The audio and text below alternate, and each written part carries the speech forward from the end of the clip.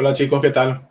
Estamos ahora en la última sección, que sería de estimación de esfuerzos de la clase de análisis de requerimientos, ¿verdad? En cuanto a estimación de esfuerzos, tenemos, ¿verdad?, el objetivo, ya sea en las metodologías ágiles, ¿verdad?, que se produzca una conversación de los distintos miembros. ¿Por qué ponemos la parte de metodologías ágiles? Porque es, ¿verdad?, la metodología que vamos a estar utilizando para el trabajo de curso, que también nosotros ahí como que tenemos mucha experiencia en ese sentido también. En ese caso, las estimaciones pueden ser, la primera que no es muy recomendada en algunos tipos de trabajo, que es las horas de desarrollo. Tenemos también la escala Fibonacci, que es la más utilizada, y la escala de T-shirt sizes. ¿Por qué las horas de desarrollo no es tan recomendable? Porque no sé, como en ese sentido, como que nos estamos metiendo mucho en lo que sería la parte de commitment, pero nosotros como que queremos que sea un poco más holgado, ¿verdad? Justamente en esta parte nosotros decimos que la estimación de la tarea no es lo mismo que el compromiso de entrega en la iteración o sprint commitment. La estimación de alguna tarea por lo general se compara teniendo en cuenta otras funcionalidades en las que ya se estuvieran trabajando, y esta estimación como que se va afinando también en el tiempo también con el equipo, ¿verdad? Suponiendo, ¿verdad? Como siempre pasa al comienzo, yo me acuerdo en mis inicios, ¿verdad?, de desarrollador, daba como estimaciones muy cortas, ¿verdad? De repente, digámosle que la funcionalidad de iniciar sesión decía que iba a estar prácticamente en 2 días, sin tener en cuenta, ¿verdad?, muchas otras variables que podrían afectar, ¿verdad?, al proceso de desarrollo. Capaz, ¿verdad? Capaz si hayan sido 16 horas de productividad así al límite, pero digámosle, tenemos que tener en cuenta todas las otras variables que podrían también como que afectar a estas estimaciones en las que nosotros estamos trabajando. Por ejemplo, algunos de estos factores que afectan las estimaciones pueden ser, ¿verdad?, incertidumbre en las especificaciones. Por ejemplo, nos dicen, ¿verdad?, se tiene que registrar a través de redes sociales, pero bueno, ¿verdad? Nosotros decimos, bueno, a través de las redes sociales, pero ¿qué redes sociales? Facebook, Google, iCloud, etcétera, etcétera, ¿verdad? Y en ese sentido, si es que nosotros agregamos una sola, la estimación va a ser mucho más corta que agregar el resto de las otras redes sociales. Después tenemos, ¿verdad?, cambios en el alcance del proyecto. Digámosle que nosotros teníamos inicialmente el alcance de que se tenía que listar solamente la cantidad de productos. Todos los productos que se tiene digámosle, en la página de Monkey Jam que estuvimos viendo un poco más atrás. Pero más adelante nos dicen, ¿verdad? No solamente se tiene que agregar los productos, sino que también se tienen que agregar, no sé, se tienen que agregar todas las ubicaciones, ¿verdad? Y eso es un cambio en el alcance del proyecto que podría afectar a la estimación inicial que se tuvo de una funcionalidad. Luego tenemos los cambios de prioridades del proyecto en la marcha. Como siempre sabemos, ¿verdad?, como que este tipo de prioridades son muy cambiantes y podrían pasarse también a tener esos cambios por los stakeholders o de repente con otros actores que tienen esta decisión en el proyecto. Por ejemplo, yo estoy trabajando en registrar usuario, después viene de repente el project manager, el product owner, y nos dice, ¿verdad?, de que esa funcionalidad que nosotros estamos trabajando no tiene esa prioridad, y ahora mismo lo que tenemos que estar trabajando es iniciar sesión. Y eso es un cambio de prioridad y prácticamente afecta también a la estimación que nosotros podríamos haber tenido en terminar esa tarea en tiempo establecido. El siguiente punto, ¿verdad?, como siempre es muy importante, por eso está negrita, es la curva de aprendizaje. Si yo de repente estoy tratando de utilizar un nuevo lenguaje, yo tengo que pasar por esa curva de aprendizaje para poder terminar esa funcionalidad de una forma con la calidad que yo quiero, ¿verdad? Suponiendo, ¿verdad?, que yo estoy trabajando en una herramienta nueva, pasando el tiempo, como que la curva de aprendizaje como que va bajando y probablemente mi estimación también como que va a ser mejor a lo que fue en veces anteriores. El siguiente punto, cambios frecuentes de contexto entre actividades no relacionadas. Esto es uno de los factores que afecta también muchas las estimaciones. Por ejemplo, si yo estoy trabajando en dos proyectos a la vez, tener ese cambio de contexto, digámosle, yo estoy trabajando en un sistema de, no sé, educacional. Y estoy trabajando también la mitad de mi tiempo en una aplicación, no sé, de seguro médico. Y al tener ese tipo de cambio de contexto, como que también afecta a la estimación y también al trabajo en lo que yo podría estar entregando si es que yo me concentrase solamente en entregar un tipo de funcionalidad y trabajando meramente en esa funcionalidad. Luego, requerimiento de documentación, ¿verdad? Como siempre, ¿verdad? Son algunos, por lo general, ¿verdad? Uno no quiere documentar su trabajo, ¿verdad? Digo, en base a experiencia también, ¿verdad? Me pasó. Yo quiero de repente trabajar solamente funcionalidades y me olvido, ¿verdad? Que tengo que estimar también la documentación, que es un requerimiento de la organización, ¿verdad?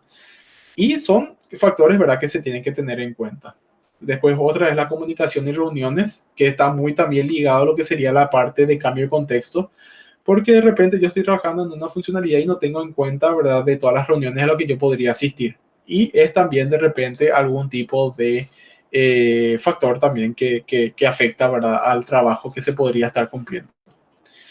Algunas peticiones de cambio, ¿verdad? Que, ¿verdad? Digámosle, yo estoy haciendo una funcionalidad como que tengo que dar también un pequeño colchón para algunas peticiones de cambio que podrían venir de parte de los stakeholders, que son peticiones de cambio temprano, ¿verdad? Digámosle que yo estoy trabajando, le pregunto a mi stakeholder qué está hoy, si es que le gusta lo que está viendo, si es que tengo que cambiar, si es que ya puedo mandar a producción, entre otras cosas.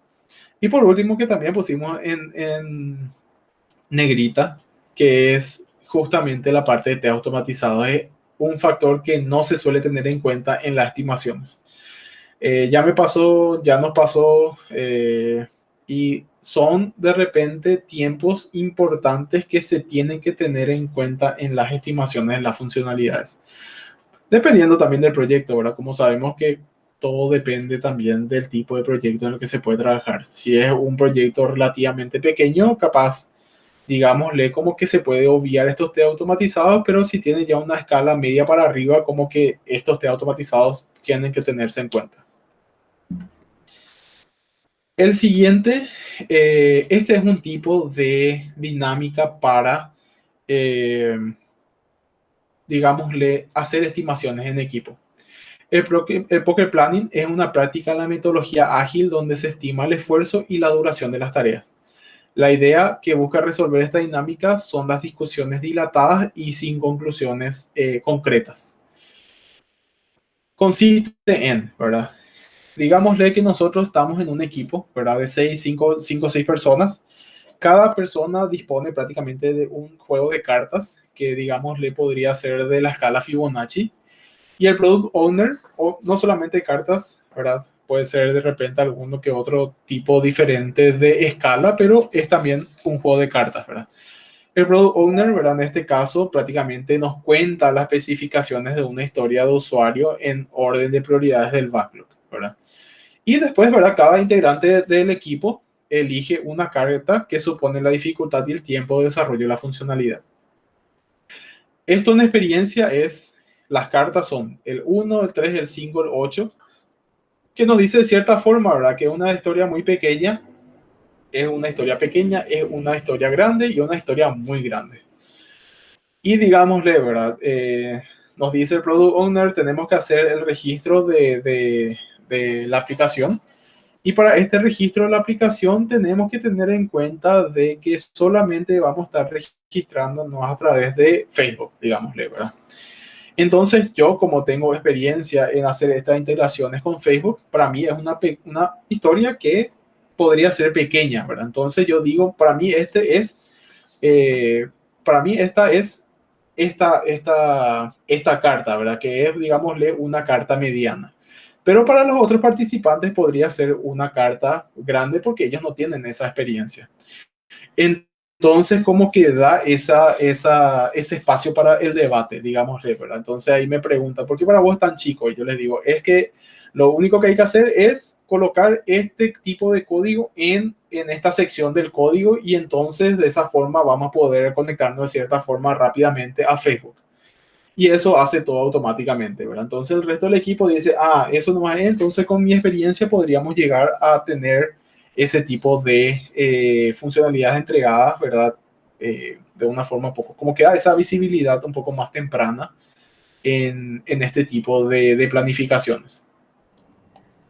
Algo también ahí que suele pasar, ¿verdad? Es que estas estimaciones es muy común o muy normal de que las primeras estimaciones de nuestro sprint de la metodología no tengan o no sean muy acertadas, ¿verdad? Entonces, con la práctica y al pasar el tiempo, como dijo el profe, un ejemplo de que ya tengas o de que hayas desarrollado algo similar, entonces esto se va compartiendo entre todos el conocimiento y también va mejorando, ¿verdad? Esa estimación, ¿verdad? Entonces, como dice su nombre, son estimaciones.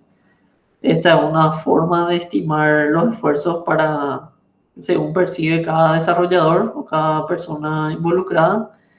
Y luego, obviamente, se va mejorando y acercando un poco más estas estimaciones a algo más real, con el paso de la experiencia y el desarrollo del proyecto, ¿verdad? Y eso. Así mismo. Es que es prácticamente también nuestra experiencia en este tipo también de planificaciones, ¿verdad? Con el equipo. Porque prácticamente al fin y al cabo como que hay que llegar también a un consenso en el equipo.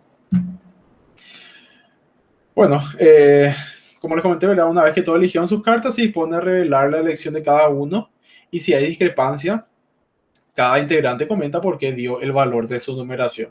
Y como comentamos, ¿verdad? Esto da lugar a debates concisos acerca de la dificultad de la historia de usuario, funcionalidades o temas a tener en cuenta. Otra escala es la de t-shirt sizes. Como sabemos, ¿verdad? Nuestras remeras por lo general tienen escalas donde nosotros nos damos cuenta a simple vista porque es a través de comparaciones, ¿verdad? Que esa remera es una S, entonces probablemente a mí no me va a quedar como soy de repente una persona que suele utilizar remeras de tipo L, ¿verdad? O sea, ese tipo de comparaciones es también la escala de t-shirt sizes que se suele utilizar también para historias de usuario o funcionalidades que se quieren desarrollar.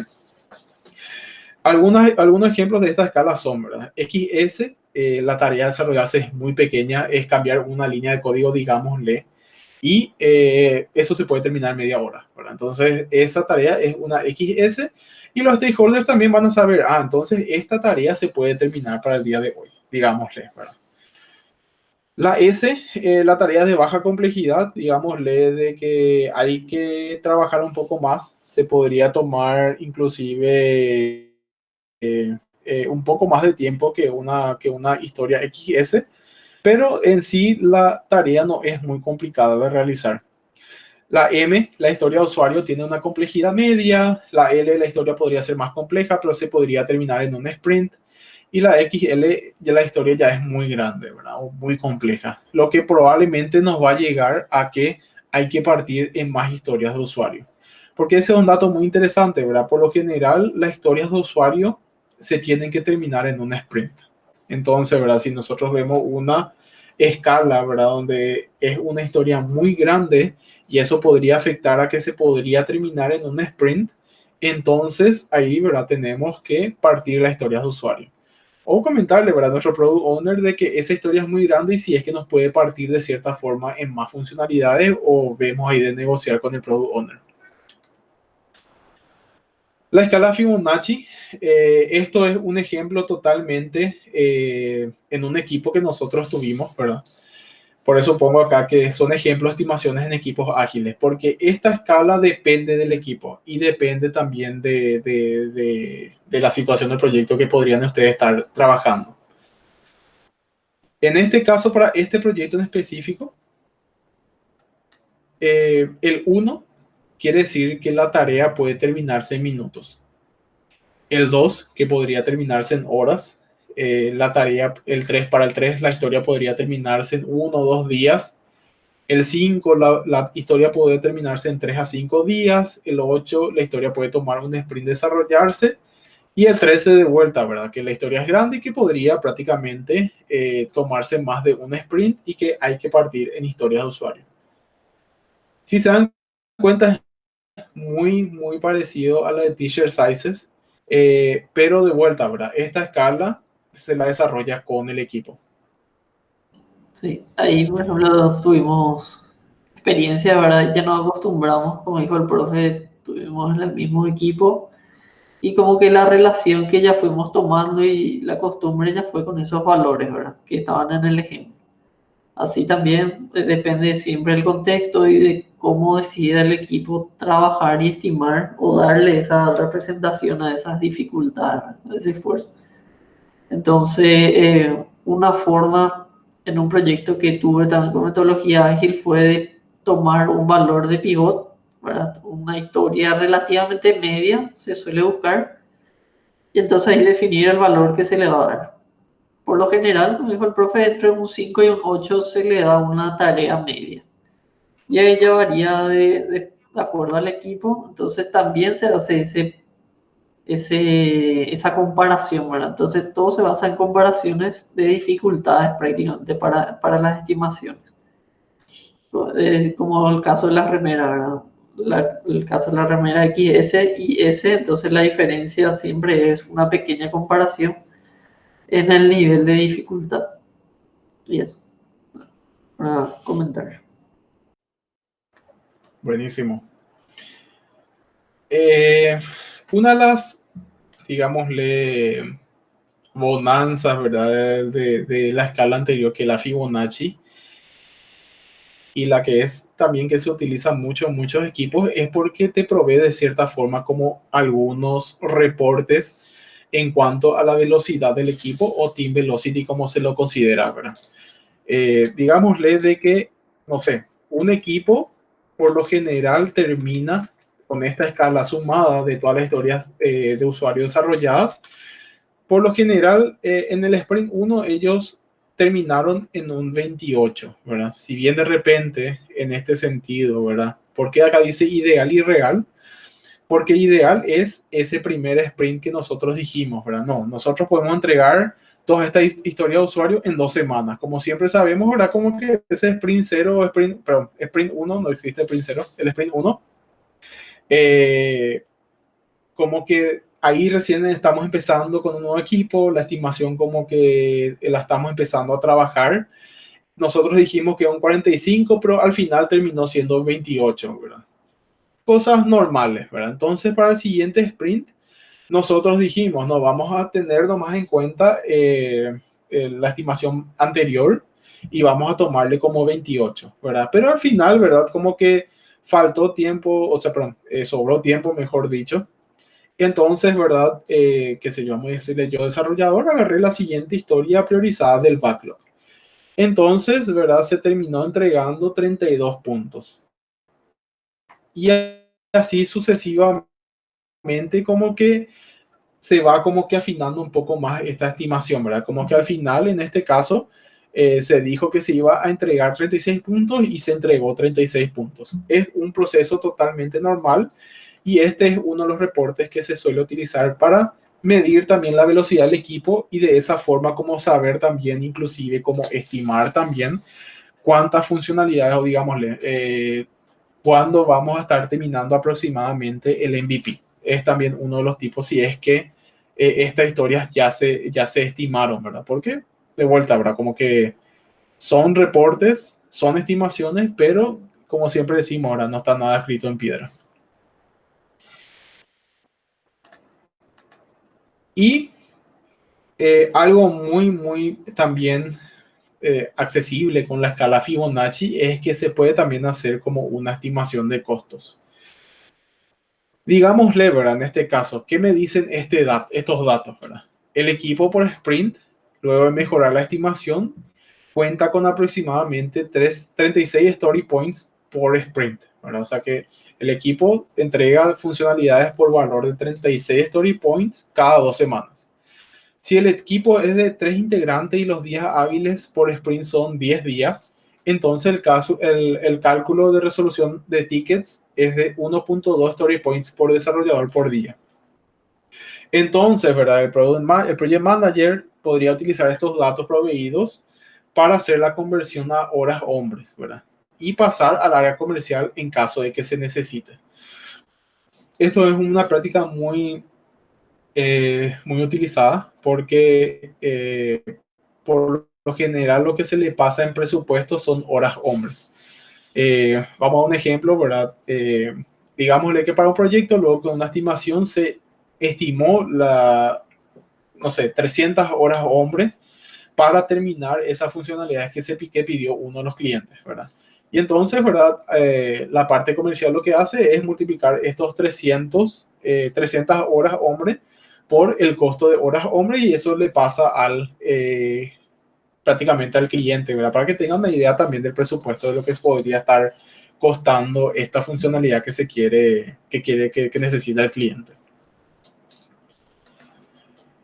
Entonces, ¿verdad? Para la parte de análisis de costos, la velocidad del equipo en la metodología ágil estima cuánto trabajo un equipo puede completar durante un sprint y es utilizado como métrica de cálculo de costos o presupuestos de proyectos como tal.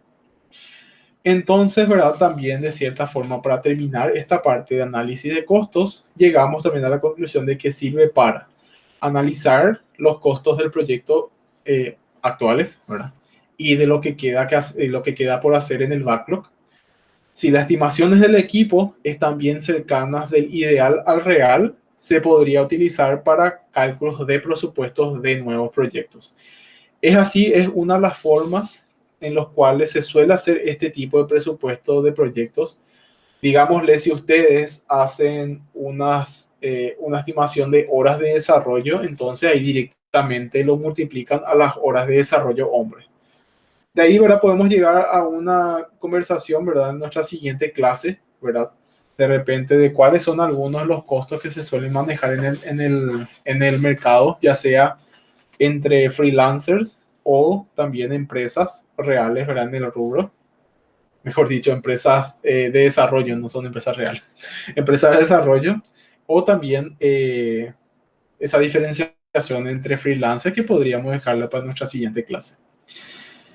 Y bueno, en este caso, ¿verdad? Ya estamos terminando, ¿verdad? El módulo de metodologías de trabajo y acá también concluye nuestra clase de análisis de requerimientos. ¿Algún comentario, profe, antes de terminar la clase? No, por mí está todo súper. Buenísimo. Bueno, chicos, muchas gracias por prestar atención. Si es que tienen dudas, consultas, ya saben, pueden escribirnos en el chat como siempre o hacemos de repente también una que otra llamada para de repente repasar algunos de los conceptos que no se están, no sé, que no se entendieron muy bien capaz durante esta presentación. Y eso, muchas gracias. Muchas gracias, chicos. Hasta luego.